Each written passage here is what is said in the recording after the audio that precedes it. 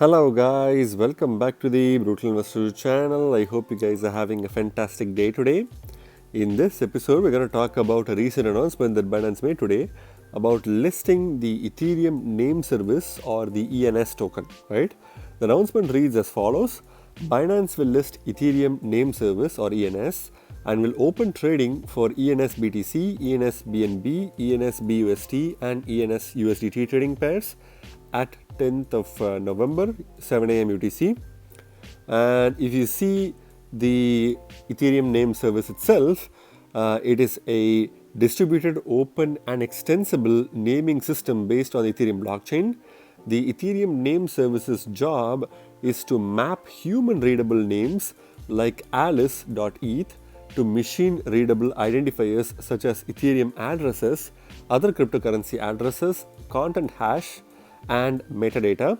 ENS is the native token of the system and is used for governance and voting on the use of treasury grants. So again, right off the bat, Ethereum name service is a very unique kind of like project where it's focused on creating a distributed, open and extensible naming system on top of the Ethereum blockchain, right? So anytime you see people have, let's say, Alice.eth or Bob or Jack.eth, they have in some way or form used Ethereum name services application in order to get a kind of like Ethereum address or a cryptocurrency address, which they can basically use their name or some other unique identifier with in order to personalize it, right? So Alice.eth is a common example.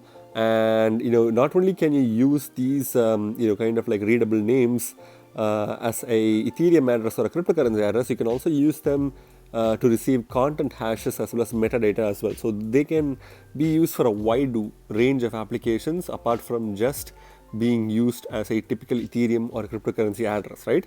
And similar to any other project, ENS also has its own native token called the ENS token, which is the native token of the system, and it's used mainly for governance proposals and voting on the use of treasury grants. So you can basically participate in the ecosystem's growth and development, and also have a say on how the treasury grants within this platform must be used for, right? So that's basically the quick overview of what Ethereum name service is. So as always, let's go to the Binance research page for the Ethereum name service page and see what they have to say. So right off the bat, they state that it's a open, distributed and extensible naming system on Ethereum, right? That's pretty short and sweet explanation of what this project is. So the Ethereum name service is a distributed, open and extensible naming system on Ethereum. The Ethereum name service's job is to map human readable names like Alice.eth to machine readable identifiers such as Ethereum addresses, other cryptocurrency addresses, content hashes and metadata. ENS is the governance token of the protocol and is used to participate in the protocol governance and vote on treasury expenditure. So that's something that we already covered before. So now let's talk a little bit more about the token itself. So ENS is the native token of the platform used for the following functions. So again, we briefly went through what are the use cases of the ENS token, but let's go a little bit deeper into some of the functionalities of this token. So one of the main functionalities of this token is governance. ENS DAO governs the key components of the ENS protocol like pricing, the price oracle and more. Proposals can only be submitted with at least 100k ENS tokens. A simple majority with a quorum of at least 1% of all tokens is required for approval. So again, when it comes to ENS platform, it's a fully decentralized autonomous organization or a DAO, and by participating in this DAO, you can basically participate on what the pricing should be for each and every ENS naming, as well as the price oracle system, and all other parameters can also be monitored or governed upon using the ENS token, right? So that's one of the main benefits of it.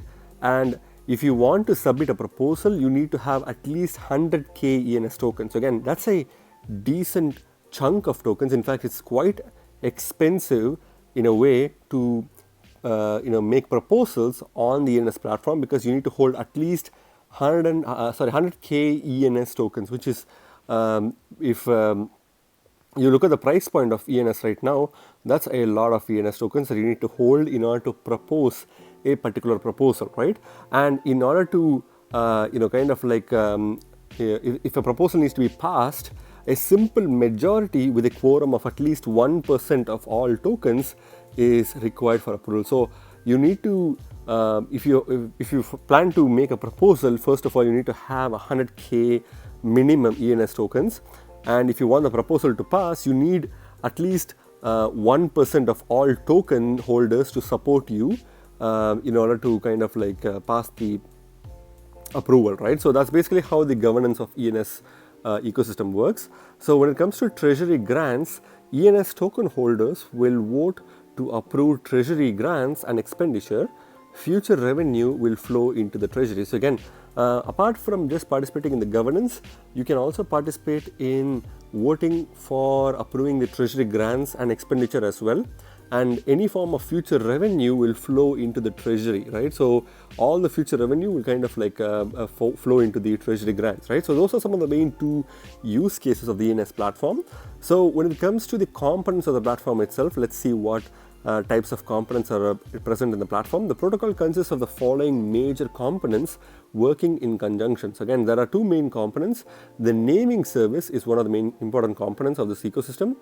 Users can register a .eth name to replace the normal Ethereum address that start with 0x into a human readable name. So as we literally know right now, after seeing so many people using the .eth kind of domain, by using the naming service, you're basically registering a .eth name, and this not only allows you to have a cool name, but at the same time allows you to link a normal Ethereum address, which starts with the 0x, into a human readable address, right? So that's basically how it works.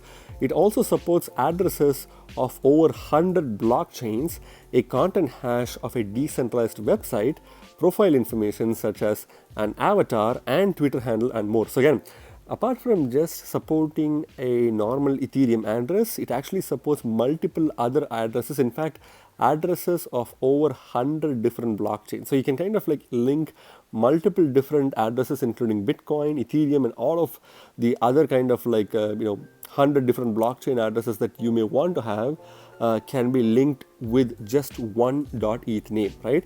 And it's not only that, but you can also have a content hash of a decentralized website. So if you want to direct people to a particular decentralized website that you may have, you can use your .eth domain or name to give people access to that website. Profile information such as avatar and Twitter handle, so you can also link those information with your name as well, and also other parameters can also be linked with this .eth name, right? So that's a main component of this platform. So DNS Namespace Integration. So users can map a DNS domain such as example.com to ENS.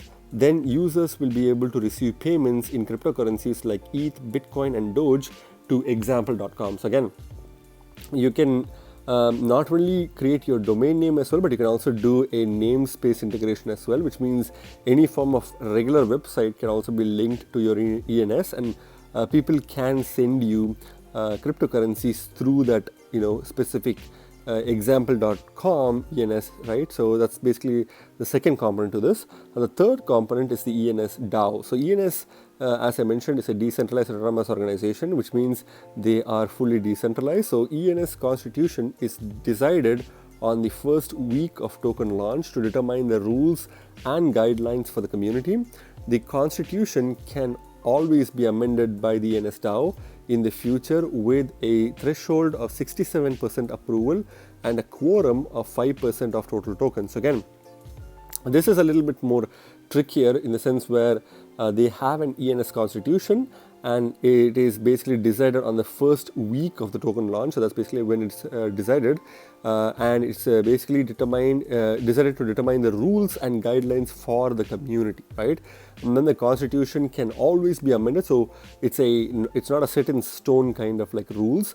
It's like a constitution that can always be amended, and it can be amended by the DAO, which is the token holders, in the future, with a threshold of 67% approval and a quorum of 5% of the total tokens, right? So that's basically how this ecosystem works. So those are some of the three main components of this ecosystem.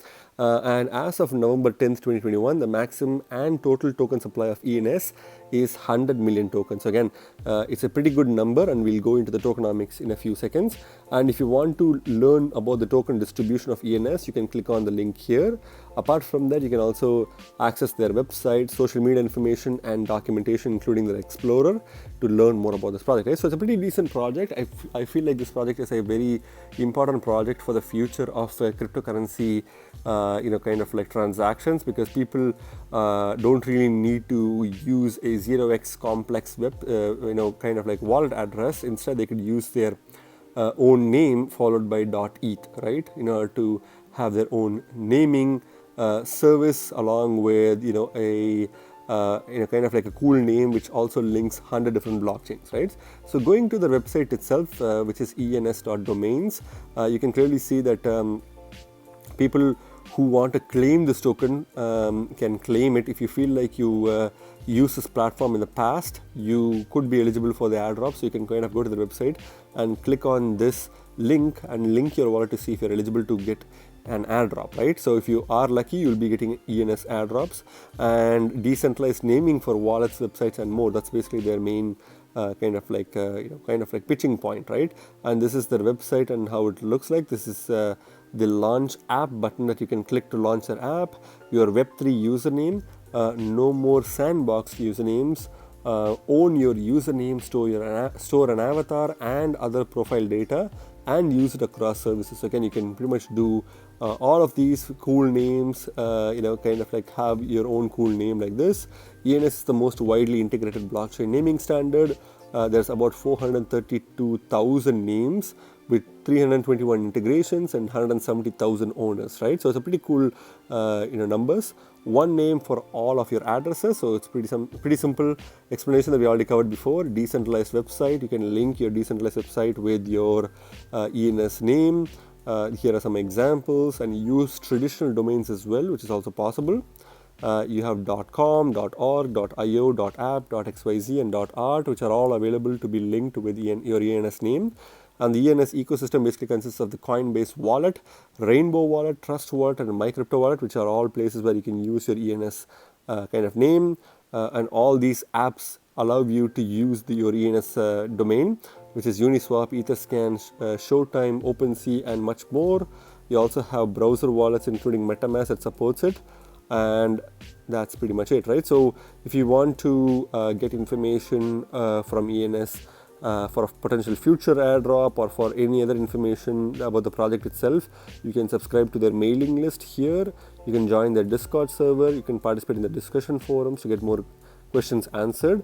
And you have their social media information at the bottom as well, right? So it's a pretty straightforward website with a lot of information presented in a bite-sized bite-sized manner. So it's a good place for you to do your own research before you put any of your money on this token, right? So let's go to the CoinMarketCap page for ENS. So this token is currently ranked 226th by market cap on CoinMarketCap, and it's currently trading at about $55.44. So if you are trying to make a proposal in the ENS DAO, and you need to have a minimum of 100k ENS tokens, you can easily see it equates to a pretty penny over here because of the current price point, right? And this is also because of some of the strong tokenomics and fundamentals of this token, which is why the token price is quite high. But even though it's quite high, I think a lot of people are dumping their tokens, which is why this token has recently suffered a 25.06% decrease in the past 24 hours, which is because of the significant amount of token dumps that's happening because of the token holders dumping their tokens, right? So when it comes to market cap, this token has a market cap of $807.6 million in market cap. So it seems like this token has a very firm ground in the ENS domain service. and that's basically one of the reasons why the market cap is quite high. But I feel like this token will shrink in market cap in a few days as well, because a lot of people are still claiming their tokens, and they'll be literally dumping their tokens, which means this token obviously has a room to go below this $750 million. It can go as low as that market cap in the few days, and I think after that it will kind of rebounce back, right? So I have a good belief in this token, that this token is going to perform well. So when it comes to the max supply and total token supply, you can clearly see that this token has a max supply and total token supply of about 100 million tokens, which is a really good number. I feel like a lot of projects will have a huge number of tokens, but this project has chosen to have a 100 million token max supply, which is a really good number, and that's kind of like ensuring that scarcity itself will drive the token price up, right? So when it comes to circulating supply, about 14.5 million tokens are in circulation. It's about 15% of the total token supply, which is not bad, to be honest. I feel like a lot of tokens are being dumped into the market, and that's one of the reasons why this token is kind of like slumping sideways. It will be slumping sideways for a few months, but once the token starts picking up, and once the governance proposals start heating up in the platform, a lot of people will start buying this token, and that's going to be a good opportunity for this token to pump, right? So I think this token has some really good tokenomics with scarcity built into the system, which is one of the reasons why I believe that this token is going to pump extremely hard, right? So when it comes to the markets, when it comes to the charts itself, you can clearly see that this token is consistently making higher highs and higher lows, even though it may seem like this token is going sideways. But when it comes to the initial price point, this token was priced at $31.68, 8th of November, and it literally dropped down to $24 to $23.64, and then it went to an all-time highs of about $53.09, and then it went down, and then it went up, and then it's kind of like within a very short period of time, this token managed to reach a new all-time highs of about $79.87, and then it went back down, and then it reached a newer all-time highs of $84.01, and then now it's kind of in a downward trajectory. This is really a good buy opportunity, because if you see, this token has kind of like corrected a decent percentage, reaching a $55.54 price point, right?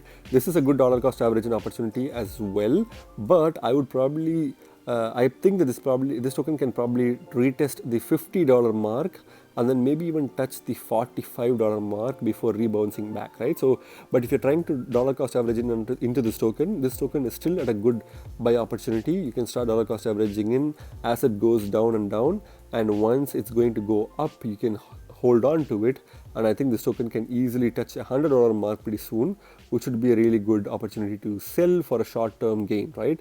But I feel like this is a really strong token for the long term, and I'll present my points to you when I present my summary, right? But for now, I think when it comes to dollar comparative, this token is at a really good dollar cost averaging opportunity. When it comes to Bitcoin comparative, it seems like Bitcoin comparative is the exact same carbon copy of the dollar comparative pattern, but the initial price of this token was 46,000 satoshis per token. It went down, dropped to 35,000 satoshis per token, made a new all-time highs of close to about 78,000 satoshis per token, corrected a little bit, went back up to a new all-time highs of about 99,000 satoshis per token, and then made another all-time highs of about 102,000 satoshis, 122,000 satoshis per token, made a new all-time highs immediately after that of about 128,000 satoshis per token, and since then it's kind of like in a declining trend right now. Now the current price point is about 85,000 satoshis. As I believed it in my dollar comparative prediction, I think this token can also go below these 80 to 75,000 satoshis per token, which is probably where this token will kind of like bottom out and then start its second round of rally back upwards, right? So I think both the Bitcoin and dollar comparative, this token is definitely at a good declining trend, which means that this token is a good dollar cost average in opportunity, right? Which means it's a token that will continue to go down, and you can, as it's going down, you can buy the dip, and then once it stabilizes at around $45 or 75,000 satoshis, that's basically where this token will start rebounding and you'll be able to make some really good short-term gains, right? And since it's a very new token, I think it's a really good token to hold on to for a little bit longer if you're a short-term trader, because this token is going to make new all-time highs. And I think this token can easily go up above the $100 mark and even touch the $150 mark. I'll present you my summary by the end of this video. So when it comes to the markets itself, this token is obviously available on Binance with several trading pairs, as we saw. It's also available on Gate.io, Bybit, KuCoin, Poloniex, OKEX, as well as decentralized exchanges such as Uniswap version 2, version 3 and SushiSwap version 1, right?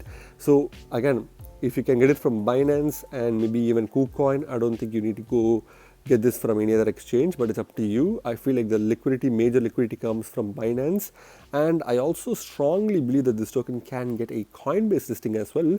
The reason being, it's a very good project which has been around for quite some time, and also I believe that the nature of this platform is that it's a DAO, right? So I think a lot of DAO based projects or projects that are fully decentralized have a high chance of being listed on Coinbase, with a token already listed on Binance, showing that this is a really good quality token. I don't think this token, in any way will not be looked at by Coinbase, right? I think this token is definitely going to get looked at by Coinbase, and I think it will get a Coinbase listing pretty soon. I'd probably say in the next month or even month and a half or even 2 months, this token will probably get a Coinbase listing, which will literally drive the price of this token to the moon, right? Because this token will definitely be a mainstream token if it gets listed on Coinbase. So what's my final verdict on this token, guys? I think this platform is a very good platform. What they're doing is revolutionary, and I believe that everyone in the future will be having a .eth address, just like an email address, and I think that's basically one of the main ways by which people will communicate and interact in the future, and ENS is basically enabling them to do that, right? So the ENS token itself, being a token that allows for people to participate in governance, will serve a very significant use case and an incentive for people to hold this token, right? And since this token has built-in scarcity and some really good tokenomics, I think this token is only going to go up after it kind of touches the bottom. And if you want to buy this token and hold it for long term, this is the best token for you. And I believe that the short-term price potential for this token, maybe with or without a Coinbase listing, is probably $150 per token in the next few months. And in the long term, I think, which is about 2 to 4 years from now, this token will probably be worth as high as $200 to $250 per token.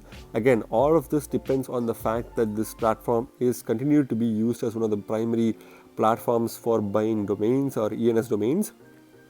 And also, secondly, the Ethereum user base continues to grow, right? Since it is an ERC20 token, the Ethereum based demand is definitely going to affect this, and I believe that the demand for Ethereum is only going to keep increasing with the Ethereum 2.2 hype, and Ether being one of the primary blockchains to do DeFi, and it's one of the first and the most, it's a kind of like the cradle of DeFi and NFTs, and therefore Ethereum attracting a lot of users will definitely attract a lot of people to ENS, because people will be tired of using the 0x address and they'll probably try to find a solution, and the first solution that they'll find is ENS, which is going to drive adoption, right? So I'm super bullish on this project, and I'm definitely going to hodl this token for quite some time, for the long term in fact, and I believe that this is a really good entry point for people who haven't gotten the price exposure for this token, right? So again, that's just my opinion, guys. Again, remember, guys, you guys are not regular investors, you guys are brutal investors, so stay brutal. Thank you very much for watching my video, guys. If you like my video, please hit the like button and subscribe for more videos. See you in my next video. Bye.